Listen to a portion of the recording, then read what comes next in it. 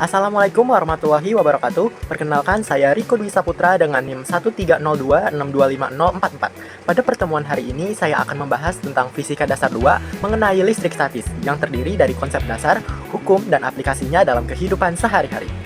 Adapun tujuan pembelajaran kita yang pertama ada menjelaskan gaya listrik, medan listrik, potensial listrik, dan juga energi potensial listrik.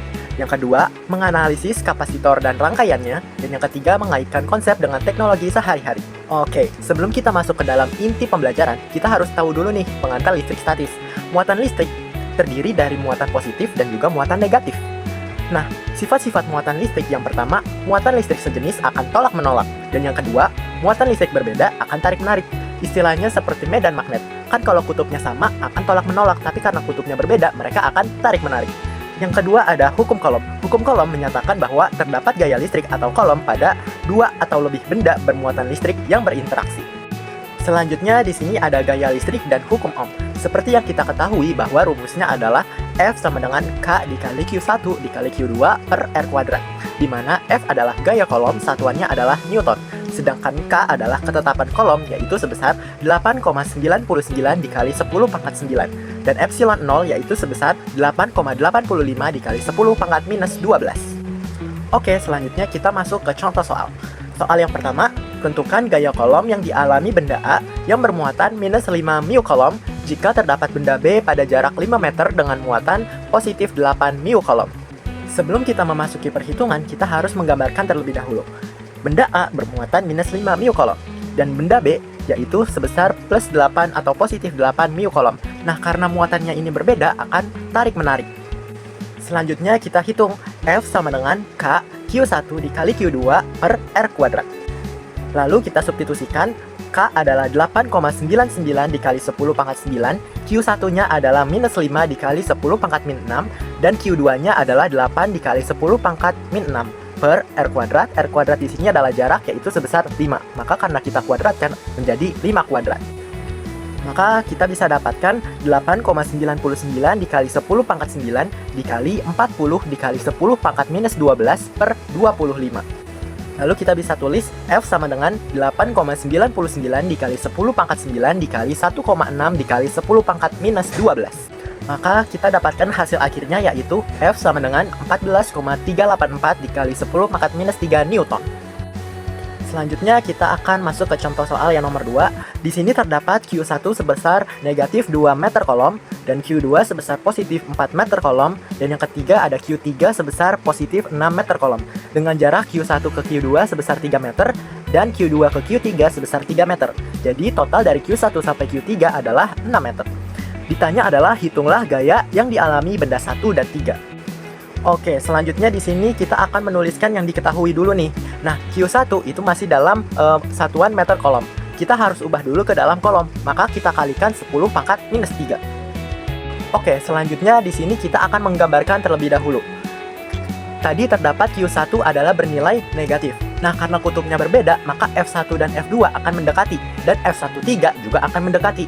Kita hitung dulu di F12, yaitu rumusnya adalah K dikali Q1 dikali Q2 per R kuadrat.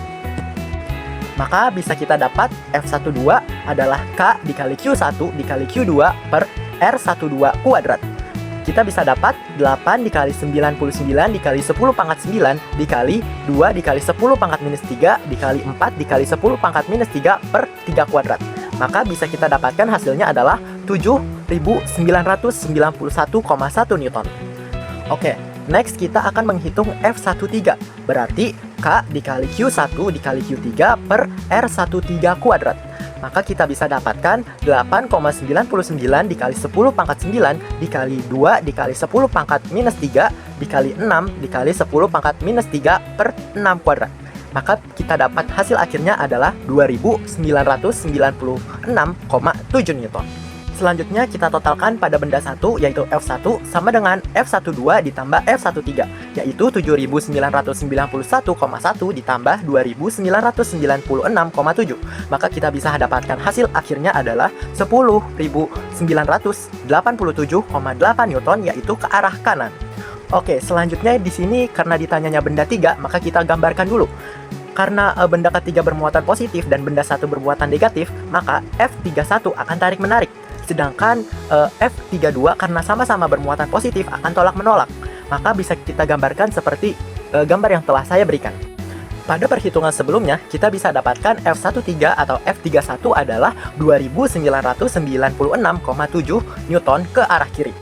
Nah, yang belum kita dapatkan adalah F32 atau F23. Kita bisa menuliskan K dikali Q2 dikali Q3 per R23 kuadrat.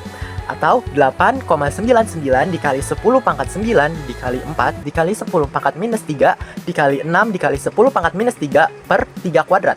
Maka bisa kita dapatkan adalah 23.973,3 Newton ke arah kanan.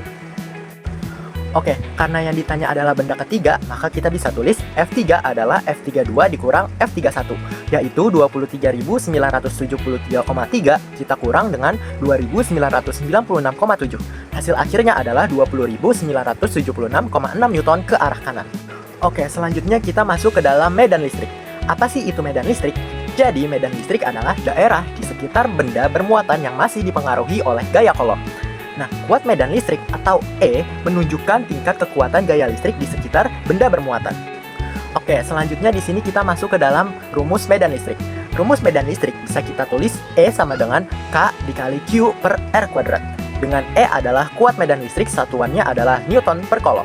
Oke, selanjutnya kita masuk ke dalam potensial listrik. Sebetulnya apa sih potensial listrik itu? Jadi, potensial listrik adalah energi potensial listrik per satuan muatan pada suatu titik dalam medan listrik.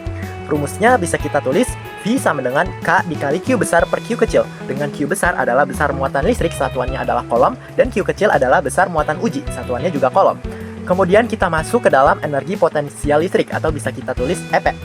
EP sama dengan K dikali Q besar per R. Dengan Q besar adalah besar muatan listrik, satuannya adalah Coulomb, dan R adalah jarak antar muatan, satuannya adalah meter. Selanjutnya kita akan masuk ke hukum Gauss. Sebelum kita masuk ke hukum Gauss, kita harus tahu dulu nih garis-garis gaya listrik. Jadi, pada muatan positif, gaya atau garis-garisnya itu ke arah keluar, sedangkan yang negatif yaitu arahnya masuk. Maka ketika berbeda jenis muatan yaitu positif dan negatif sama-sama akan tarik-menarikan. Nah, di sini terdapat karena positif dia masuk dan yang bermuatan negatif yaitu keluar. Sedangkan kalau interaksi tolak-menolak ataupun sama-sama bermuatan positif dan negatif akan sama-sama masuk ataupun sama-sama keluar. Oke, selanjutnya kita baru masuk ke hukum Gauss. Jadi, hukum Gauss ini menjelaskan tentang jumlah garis-garis gaya listrik atau flux listrik yang menembus suatu permukaan tertutup. Nah, rumus umumnya adalah flux sama dengan E dikali A. Dengan E adalah kuat medan listrik, satuannya Newton per Coulomb, dan A adalah luas permukaan tertutup, satuannya adalah meter persegi. Oke, selanjutnya kita masuk ke kapasitor. Nah, kapasitor itu apa sih? Jadi, kapasitor adalah alat penyimpan muatan dan energi listrik yang terbuat dari dua keping konduktor dengan muatan yang sama besar namun berlawanan. Selanjutnya ada yang namanya kapasitansi. Rumusnya adalah C sama dengan Q per V atau C sama dengan epsilon 0 dikali A per V. Dengan epsilon 0 adalah 8,85 dikali 10 pangkat minus 12. Oke, selanjutnya kita masuk dalam kerangkaian. Jadi rangkaian kapasitor itu dapat disusun menjadi dua susunan, yaitu rangkaian seri dan juga rangkaian paralel. Kita bedah satu-satu dulu. Jadi rangkaian seri itu adalah rangkaian kapasitor yang disusun secara sejajar, sedangkan rangkaian paralel adalah rangkaian kapasitor yang disusun bertingkat. Oke, selanjutnya kita masuk ke kapasitansi secara seri dan juga secara paralel. Secara singkat, kalau yang seri adalah kapasitansi total lebih kecil dari nilai terkecil. Maka kita bisa tulis 1 per kapasitor total adalah 1 per C1 ditambah 1 per C2 dan seterusnya. Sedangkan yang paralel adalah kapasitansi total adalah jumlah semua kapasitor. Maka bisa kita tulis kapasitor total adalah C1 ditambah C2 dan seterusnya. Oke, kita kemudian masuk ke hukum Ohm. Jadi, hukum Ohm ini menyatakan bahwa besar arus yang mengalir melalui konduktor berbanding lurus dengan tegangan yang diterapkan dan berbanding terbalik dengan hambatan konduktor. Nah, di sini ada jenis rangkaian listrik. Yang pertama ada yang seri. Nah, kalau yang seri arusnya itu sama, maka kita bisa tulis I sama dengan I1 sama dengan I2 sama dengan I3 dan juga seterusnya. Kemudian di sini ada tegangan. Nah, kalau kita menghitung tegangan di rangkaian seri adalah V1 ditambah V2 ditambah V3 dan seterusnya. Dan yang ketiga ada yang namanya hambatan. Hambatan kita bisa tulis R1 ditambah R2 dan ditambah R3 dan seterusnya. Kalau yang rangkaian paralel, I itu kita bisa tulis I1 ditambah I2 ditambah I3 dan seterusnya. Sedangkan tegangannya itu sama, yaitu V1 sama dengan V2 dan seterusnya. Kemudian ada yang namanya hambatan. Nah, kalau yang di paralel kita bisa tuliskan 1 per R atau 1 per R1 ditambah 1 per R2 dan seterusnya. Nah, selanjutnya kita masuk ke dalam rumus Ohm. Jadi rumus ohm itu secara matematis kita bisa tuliskan V sama dengan I dikali R, dengan I adalah kuat arus listrik atau satuannya adalah ampere, dan R adalah hambatan listrik, satuannya adalah ohm, sedangkan V adalah tegangan listrik atau beda potensial, satuannya adalah volt. Oke, kita masuk ke contoh soal. 3 buah hambatan identik dirangkai secara paralel. Jika nilai hambatan totalnya 0,75 ohm, tentukan besar masing-masing hambatan. Nah, kita bisa tulis dulu R totalnya, yaitu sebesar 0,75 ohm. Nah, yang ditanya adalah hambatan, maka R1-nya berapa, R2-nya berapa, dan R3-nya berapa. Nah, karena di rangkaian paralel, maka kita bisa tulis 1 per R total, yaitu 1 per R1 ditambah 1 per R2 ditambah 1 per R3. Nah, R di sini kita bisa dapatkan di dalam soal adalah 0,75. Maka 1 per 0,75 adalah 1 per R ditambah 1 per R2 ditambah 1 per R3. Maka kita bisa dapatkan 1 per 0,75 adalah 3 per R. Maka kita kali silangkan aja, maka kita bisa dapat R adalah 2,25 ohm. Jadi besar masing-masing hambatan adalah 2,25 ohm. Baik, sekian, terima kasih presentasi mengenai materi yang telah saya berikan. Kurang lebihnya mohon maaf. Wassalamualaikum warahmatullahi wabarakatuh.